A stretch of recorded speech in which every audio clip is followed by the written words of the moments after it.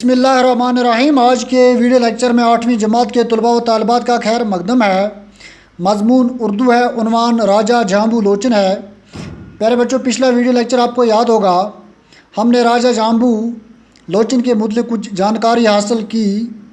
آج آگے بڑھتے ہیں۔ راجہ جھامبو لوچن کو ادب سے بڑا شغف تھا۔ شغف سے مراد بے حد محبت۔ ادب کے دو معنی ہیں، ایک معنی تہذیب شائستگی اور دوسرا معنی لٹریچر۔ تو یہاں مراد لٹریچر ہے۔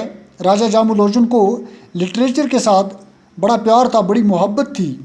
اس نے اپنے دربار میں متعدد ادیب و شاعر جمع کیے تھے۔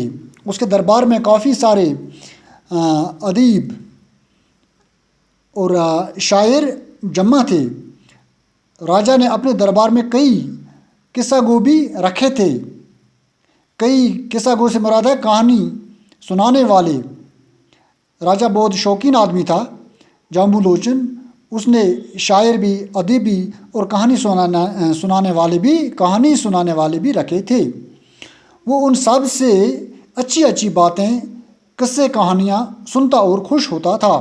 راجہ ان سے اچھی اچھی باتیں، سبق آموز کہانیاں سنتا تھا اور خوش ہوتا تھا، دلی سکون حاصل کرتا تھا۔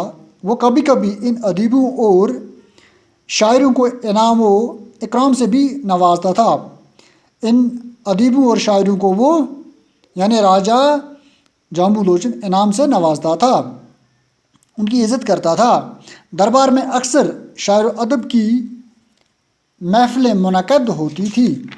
دربار میں شاعری کی محفلیں منعقد ہوتی تھی، لٹریچر پر بات ہوتی تھی، قصے کہانیاں ہوتی تھی، جن کا حال مخبروں کے ذریعے لوگوں تک پہنچتا تھا۔ یعنی یہ ساری خبر لوگوں تک سرکاری مخبروں کے ذریعے پہنچتی تھی۔ پہلے بچوں، آج کے لیے اتنا ہی۔ گھر کے لیے صرف آپ کو یہ کام ہے کہ 5 الفاظ اس پیرا سے نکال کر اپنے جملوں میں استعمال کرنے ہی، اور واٹس ایپ تھرو آپ سینڈ کر سکتے ہیں۔ آج کے لیے اتنا ہی۔ آپ لوگوں کا بہت بہت شکریہ۔